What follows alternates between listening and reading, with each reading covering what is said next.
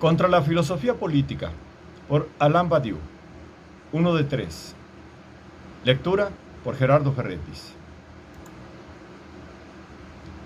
Una exigencia fundamental del pensamiento contemporáneo es terminar con la filosofía política. ¿Qué es la filosofía política?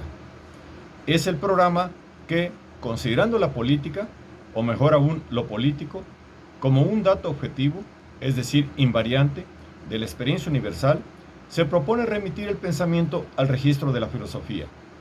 En resumidas cuentas, le corresponde a la filosofía producir un análisis de lo político y, claro está, someter in fine este análisis a las normas de la ética. De esta manera, el filósofo tendría un triple beneficio. Primero, ser el analista y el pensador de esta objetividad brutal y confusa que es la empiricidad de las políticas reales. Segundo, ser quien determina los principios de la buena política, la que se ajusta a las exigencias de la ética. Y tercero, por comportarse de este modo, no ser el militante de ningún proceso político verdadero, de modo que podría indefinidamente enseñarle a lo real en la modalidad que más le atrae, el juicio. Debemos confesar que la política filosófica concebida de esta manera es el ejemplo mismo de lo que es capaz cierto fariseísmo filosófico. Su operación central consiste en reducir previamente la política, no a lo real subjetivo de los procesos organizados y militantes, que, hay que decirlo, son los únicos que merecen dicho nombre, sino al ejercicio del libre juicio en un espacio público donde, en definitiva, solo cuentan las opiniones.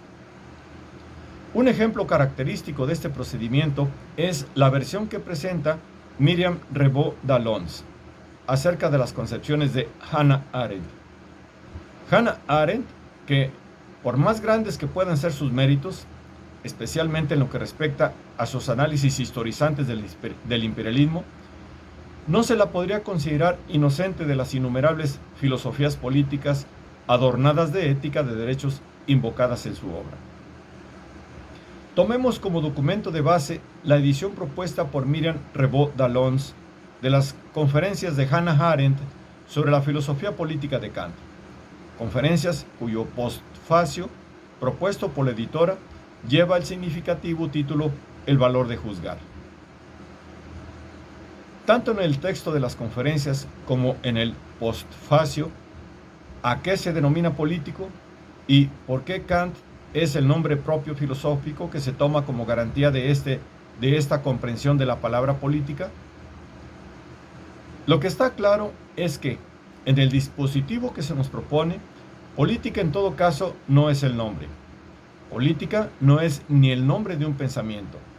Si acordamos que, en el orden de su identificación filosófica, todo pensamiento está ligado de una manera u otra al tema de la verdad, ni una acción. Confieso estar impresionado por esta doble negación. Si la política no es un procedimiento de verdad que concierne al ser del colectivo dado, y si tampoco es la construcción y la dinámica de un colectivo singular y nuevo, ¿qué aspira a la gestión o a la transformación de lo que es? ¿Qué puede ser entonces? Y si tampoco es la construcción y la dinámica de un colectivo singular y nuevo, que aspira a la gestión o a la transformación de lo que es, ¿qué puede ser entonces? Quiero decir, ¿qué puede ser para la filosofía? Ni determinante en lo que respecta a la objetividad de las situaciones, ni militante en lo que respecta a la captación de sus posibles latentes. ¿En qué consiste? De todos modos, la doble negación es indiscutible. Hannah Arendt felicita a Kant, por ejemplo, por decir cómo tomar a los otros en consideración, pero no decir cómo uno puede adherírseles para actuar. Se privilegia sistemáticamente el punto de vista del espectador. Arendt justifica que Kant tenga una admiración sin reserva por la Revolución Francesa como fenómeno, o aparecer histórico, mientras que ha alimentado una oposición sin límites para con las acciones revolucionarias y sus actores. Como espectáculo público, la revolución es admirable, mientras que sus militantes son odiosos. Entusiasmo por la revolución, aborrecimiento por Robespierre y Saint-Just. ¿Qué hay que entender por política para llegar a semejante diferenciación? Hannah Arendt no duda además en seguir avanzando hasta poner de relieve la contradicción de principio entre el juicio del espectador y la máxima del actor. Aprueba que exista en Kant incompatibilidad entre el principio según el cual se debe actuar y el principio que rige el juicio. No preguntaremos enseguida si hay que situar la política del lado del juicio inactivo o del juicio que no ofrece ninguna máxima de acción. Y en este caso, ¿a qué nombre compete la máxima de la acción política? Pero no nos anticipemos.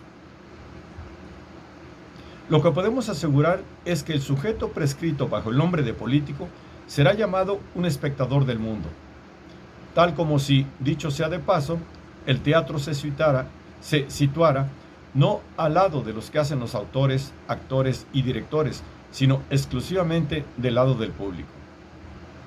En el riguroso pasaje donde Myriam Rebord d'Alons intenta sistematizar los componentes de la manera política, encontramos en orden lo particular, que es la asignación fenomenal o acontecimental de la política, la facultad de juzgar, que es condición del ejercicio del juicio, en la medida en que juzgar requiere de la pluralidad de los hombres o del espacio público de la opinión.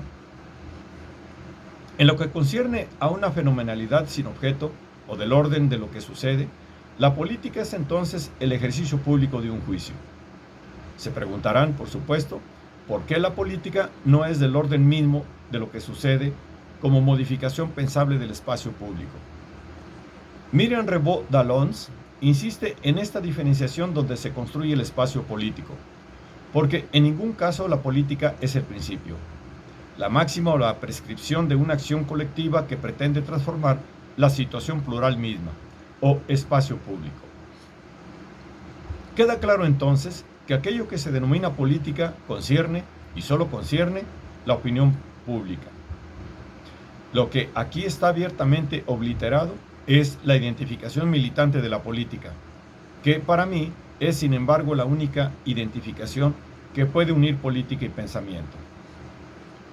Puesto que política encuentra su único lugar legítimo en la opinión pública, se sobreentiende que el tema de la verdad queda excluido.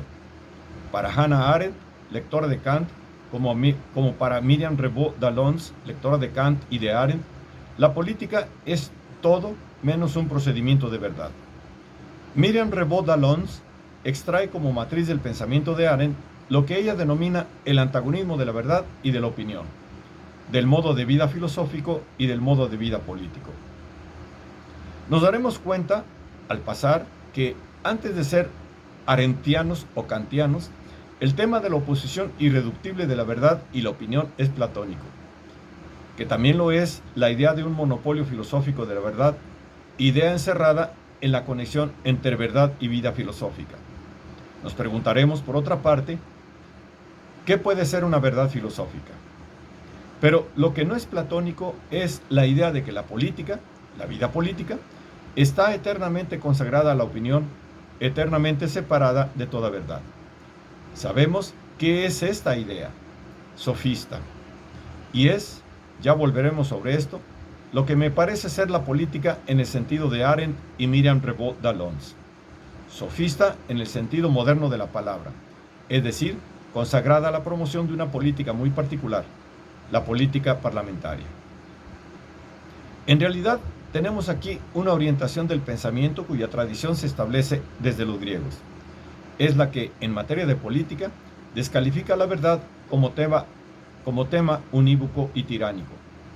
Cada uno sabe que existe una preciosa libertad de opinión, mientras que es dudoso que exista una libertad de verdad. En la extensa sucesión de trivialidades acerca del carácter dogmático, abstracto y forzado de la idea de verdad, trivialidades desde siempre investidas en la defensa de regímenes políticos, donde la autoridad del poder, generalmente económico, se disimula detrás de la libertad de opinión. Hannah Arendt afirma: toda verdad exige ser reconocida perentoriamente y rechaza toda discusión, cuando la discusión constituye la esencia misma de la vida política.